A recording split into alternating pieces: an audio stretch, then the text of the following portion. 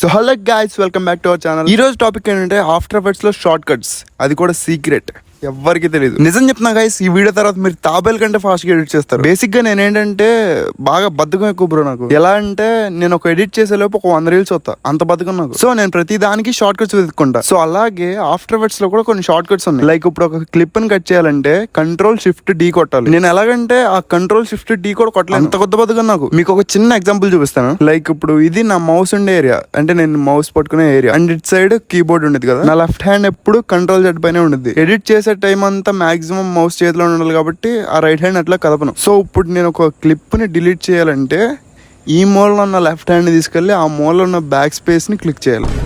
మీరు ఎన్ని బూతులు తిట్టుకున్నా నాకు అది చాలా పెద్ద పని. ఒకనొక టైంలో ఆ బ్యాక్ స్పేస్ చూసి ఎన్ని తిట్లు తిట్టుకున్నా నాకే గుర్తులేదు. ఈ బ్యాక్ స్పేస్ అనే కాదు, ఒక నల్ల ఆబ్జెక్ట్, ఒక కెమెరా ఆబ్జెక్ట్ తీసుకోవాలన్నా సరే రైట్ క్లిక్ చేసి న్యూ లోకి వెళ్ళి తీసుకోవాలి. నేను అంత హార్డ్ వర్క్ చేయలేను గురు, నా వల్ల కాదు. ఎట్లా అంటే ఒక క్లిక్ చేయగానే అడ్జస్ట్మెంట్ లేయర్ లో రప్ప వచ్చేయాలి, ఒక క్లిక్ చేయగానే నల్ల ఆబ్జెక్ట్ లో రప్ప వచ్చేయాలి. సింగిల్ క్లిక్ తో మీరు క్లిప్ ని కట్ చేసుకోవచ్చు, సింగిల్ క్లిక్ తో మీరు క్లిప్ ని డిలీట్ చేసుకోవచ్చు. సో అదేలాగో వీడియోలో చెప్పి తెంగించుకుంటా, మీరు మొత్తం చూసి తెంగించుకోండి. సో మీకు అక్కడ పైన ఎడిట్ అనే ఆప్షన్ కనబడుతుంది కదా, దాంట్లో షార్ట్ కట్స్ అనే ఆప్షన్ ఒకటి ఉంటుంది, చూడండి. చూడడమే కదా, క్లిక్ చేసి తెంగించుకోండి. సో అక్కడ క్లిక్ చేసిన తర్వాత ఇంటర్ఫేస్ మీకు ఇలా కనబడుతుంది. మాక్సిమం ఎడిటర్స్ ఏమనుకుంటారంటే ఇది జస్ట్ ఓన్లీ షార్ట్ కట్స్ తెలుసుకోవడానికి మాత్రమే అనుకుంటారు. వాళ్ళకి తెలియని విషయం ఏంటంటే దీంట్లో షార్ట్ కట్స్ చూడడమే కాదు, ఎడిట్ చేసుకోవచ్చు కూడా. సో ఇప్పుడు నేను నా ఎడిట్ చేసిన షార్ట్ కట్స్ అన్ని డిలీట్ చేసేస్తున్నాను. ఇప్పుడు ఇక్కడ సెర్చ్ లో స్ప్లిట్ లేయర్ అని కూడా, స్ప్లిట్ లేయర్ అంటే మన భాషలో కట్ చేయడాన్ని స్ప్లిట్ అంటారు. సో ఇక్కడ చూడండి Ctrl+Shift+D ఉంది, దాన్ని డిలీట్ తెంగి నేను ఇప్పుడు కొత్త షార్ట్ కట్ ని యాడ్ చేసుకోండి. మీరు షార్ట్ కట్ ని డిలీట్ చేయాలనుకుంటే ఆ షార్ట్ కట్ పైన క్లిక్ చేస్తే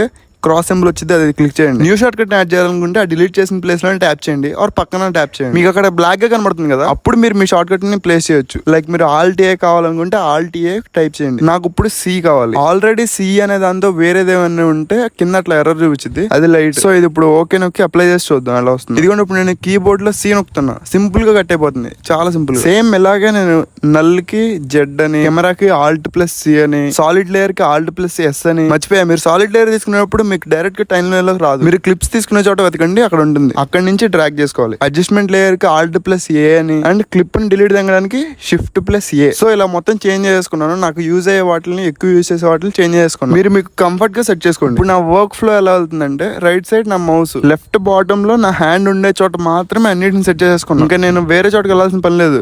నా వర్క్ ఫ్లో చాలా సింపుల్ అయిపోయింది. ఇది నాకు చాలా అంటే చాలా యూస్ఫుల్ అయిన ట్రిక్. సో ట్రస్ట్ఫుల్లీ ఈ సీక్రెట్ మీకు యూజ్ అయిద్దని అనుకుంటున్నా. ఒకవేళ ఇది మీకు యూజ్ అనిపిస్తే థ్యాంక్స్ రా జోకా అని చెప్పి ఒక చిన్న కామెంట్ చేయండి, నాకు సపోర్టివ్ గా ఉంటుంది. మీరు ఈ రోజు అన్నం తింటే లైక్ చేయండి, బిర్యానీ తింటే సబ్స్క్రైబ్ చేయండి.